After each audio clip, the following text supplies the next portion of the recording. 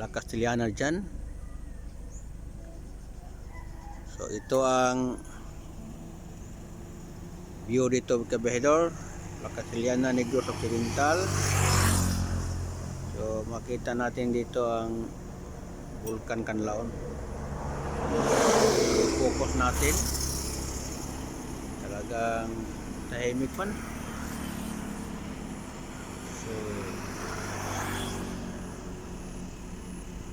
So panahon ngayon napakainit, di ba? Yung nakaraan mga araw bahang baha. So mayroon pang tubig dito natira, oh. So binabaha rin pala dito. Tingnan mo ang langit, oh. Kulay ano talaga ang langit, kulay blue. Kaang ka pa. Yan lang kabahedor.